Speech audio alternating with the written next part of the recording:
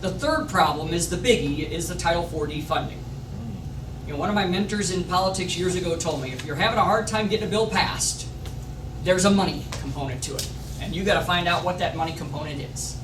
And I think some of you know, but in case you don't, I'll give you the Cliff Notes version. But in the 70s when I was growing up, my dad was a chemical engineer, my mom was a stay-at-home mom. So 12 years into the marriage, if they would have gotten a divorce, it would have been very hard for my mom, who'd never really had a job in her life, to go out and get a job and compete with kids graduating from high school and college that had so many more skills than she had. So she probably, if my dad wasn't paying child support, would have ended up on welfare in that situation. And the government set up a program that said, hey, if one of the parents, usually the mother, isn't getting child support, and as a result of not getting that child support, the government is paying out federal benefits of welfare, we need a system to track down the one who's not paying. So it was back then what we call a means-tested program. That there was a qualification. Before the government got involved, there was a threshold. They weren't getting involved in every middle-class case across the country. They were only to get involved if the government was paying out welfare dollars because the non-custodial parent was not receiving child support. What ended up happening, where there was a mass expansion, what we call mission creep in the political world, where they just loved to find other ways of doing things because they realized the CPS workers across the country were realizing they were the child support enforcement workers. It was very hard to track down money because I forget what the exact number is, but it's 90-something% of all the cases where the custodial parent is not receiving welfare, is 90% of that is owed by people that make less than $10,000 a year. They have a hard time getting a job, having a hard time keeping a job, they may have some medical issues going on, they don't have the money, and in many cases they're homeless, they've changed jobs 3 times, they've changed homes 3 times. So some state people got to work with some people at HHS and a private collection company who ironically has made billions of dollars on this, who actually wrote the verbiage of this. But they decided to expand Title 4D to every single Title 4D case that goes through a court system. So what that did, that lumped 19 million extra child support orders that get paid through the Title 4D system. So I want you to imagine this. You're a child support enforcement worker, and you've got 2 files on your desk. This is your job. This is what you're supposed to do if you want to keep your job. File number 1 is a means-tested program that the program was designed for. The challenge is that child support order is probably only $100 a month. That person's probably changed jobs 3 times, changed homes 3 times. It's going to be hard to track them down, and they may not have the money even if you do. But you got this file over here. This is middle-class America over here. Their child support amount, I don't know, $500, $600, $700 a month. They worked at the same job. All you got to do is either take their driver's license away, garnish their wages, and now you put in you got $700 on your credit as far as your bonus scale, where they're ranking how much work you've done that week. Which file are you going after? Everybody's going over here. And the sad reality is, nobody's even remotely going after the orders that the program was designed for, and everybody knows it. Everybody in the system knows what's going on. There's 2 components to the system. First part is a reimbursement feature. States are reimbursed 2/3 of every dollar they spend for collection efforts. So if they have to hire workers to be able to track people down, to garnish the wages or whatever they're doing, 2/3 of those salaries are being paid. I want you to imagine this. Imagine you open a new restaurant and you don't have a lot of money saved up, and you figure it out in your budget, because most of you know that when you start a business, it's coming out of your pocket usually the first year. The employees are making more than you have. But you've budgeted that in a worst case scenario, you could afford to hire 3 employees. And let's just, to use royal numbers, let's say $10,000 a piece for three employees. So you got $30,000 in your budget, 3 employees, $10,000 each. And all of a sudden your rich uncle comes to town and says, you know what, I'd like to help you out. For every 2 employees you hire, or for every 3 employees you hire, I'll pay 2 of their salaries for you. How many of you would stop at the 3 employees at that point? Okay, if your uncle is paying you $20,000, would you not hire a couple more employees with that money? Heck yeah, you're going to get better service for your customers. You better believe it. Well, that's what ends up happening to the state budgets then. They're getting all these employees hired. Boy, unemployment's going down. We're hiring workers. Oh, this is great. Everybody loves it. And they can hire enough workers that each worker doesn't have to work too many hours. Great cushy job, great salary. Money's being paid by the federal government. It's great. Now the problem comes in with part number 2 of this Title 4D funding, an incentive bonus. $500 million every year is thrown into a big pot, and all the states compete amongst this, and they have this performance formula. 5 components to the formula. Every one of the components, either directly or indirectly, relates to how much money you can collect. Remember I said the 2 files on the desk?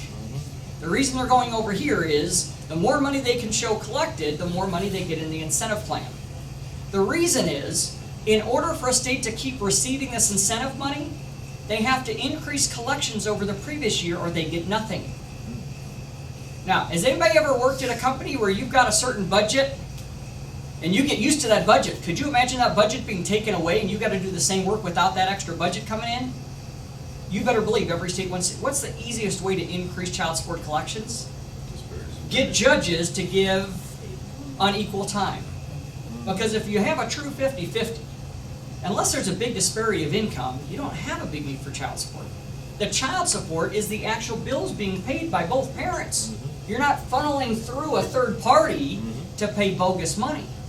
Because even with the child support, the amounts that they set on this fail to take into consideration that you've got a bedroom in both homes. Anybody either pay rent or have a mortgage? Are you allowed to carve out one of your bedrooms for all except for 8 nights of the month? No. You know, imagine going to your mortgage company and say, you know what? My child only lives here 4 nights a month, so I'm not going to pay my mortgage, you know, for the percentage of time that my child's here. It's not going to happen. Then in child support, they fail to take that into account. You've got a bedroom in both homes. And so if you've got a bedroom in your house, I don't care if it's only used 4 nights a month, you're paying that for the whole month. And the marginal extra for the utilities, you know, the air conditioning, I don't know if you guys need air conditioning up here, but you know, the air conditioning, the heat, but the marginal extra for a child is not that much more. So what ends up happening is they try to convince the judges to give us split parenting time, because that's the easiest way to justify why one parent has to funnel money through the government to pay to someone else. So there's 2 things we're working on as I start to wrap up here. One is what Seth is leading the charge for here in Oregon, to try and get a rebuttable presumption of 50-50. Now also I'm working very hard at the federal level to get changes to the Title 4D. But I give the example, if you have water flowing all over your kitchen, you walk home tonight, and I hope this doesn't happen, so don't get mad at me if it does. But imagine you walk in tonight and you see water all over your kitchen floor. Now some people would get a towel out and start dabbing it up. Would it not be a wise move to look for the source though first before you start just there? Because you can dry up, use towels all over the place, but if that faucet is pouring out water, you better get to the faucet and turn the faucet off. So yes, we do want to dry up the floor with rebuttable presumption bills, but we got to turn the spigot off in Washington, D.C. Now unfortunately that's a little tougher animal. State laws are a lot easier to be passed. That's why I tell people, don't stop doing what you're doing at the state level, waiting for me to get stuff done in D.C. It's going to take a while to get that done. So we need both efforts. Ironically, your efforts at the state level help me at the federal level. And that's why we're doing this 40-city tour. Legislators like to know that something is prevalent across the country.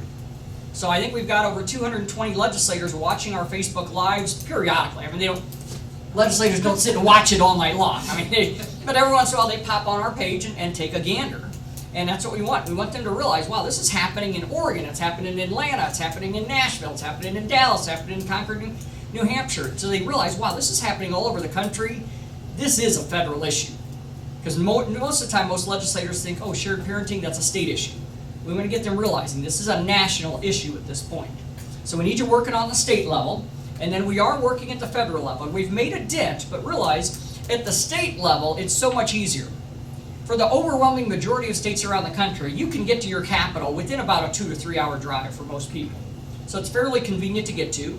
And most state legislatures only have 100, 200 legislators, unless you're in New Hampshire. They have 400 in their House of Representatives. And it's a tiny state. But for most states, over time, you can get to meet enough people to get a floor vote. At the federal level, you got 535 people to deal with, and they're all wackos. Okay? I can say that because I know a ton of them there. But watch the news some night. When they talk about a swamp, it is a swamp. There is no logic to what's going on there. You can't go to a federal legislature and say, let me show you the logic of why. There's no logic in Washington, D.C. So it's going to take a long time to get that thing passed. Now, we are making some huge progress. There's 4 elements we need. Number 1, we need the House of Representatives. We got 435 members there. We've got the 100 in the Senate. We need the Department of HHS, and we need the White House. Now, to give you an idea, in the Q&A I'll give you even more details, but we've made progress on all 4. We've had some great progress in the House. Some of you know Congressman Andy Biggs from Arizona has been a huge supporter of our bill. He spoke at our Washington, D.C. event by video. He'll be doing, he may be there live at our event this year in St. Louis. So if you get a chance to, don't forget, put that on your calendar. June 12th and 13th will be the 3rd annual Shared Parenting Conference in St. Louis. And one of the reasons we picked St. Louis was for you guys. We've been having it every year in D.C., and for you guys, that's a full day's flight to get out and then another full day's flight to get back. In St. Louis, it took me 4 hours, a little over 4 hours, to get on a direct flight from Southwest. Southwest has very inexpensive fares. But Congressman Andy Biggs, in the Senate, we are making great progress. And I mean phenomenal progress. We have a lot of support in the Senate. HHS is a little harder. They're a bureaucracy. And the head of HHS, Steve Wagner, who's the head of the entire Division of Family Services, neat guy, but you have to imagine, bureaucrats are proud of their bureaucracy. Even if they know it's wrong, they're still proud of their bureaucracy. And had been making great progress with him. He had introduced me to a lot of his supervisors, their managers or department heads or whatever underneath him, so I've got a relationship with a bunch of them. They realize there's a problem. We're still in negotiations. The good news is President Trump just hired him to be the family policy advisor at the White House.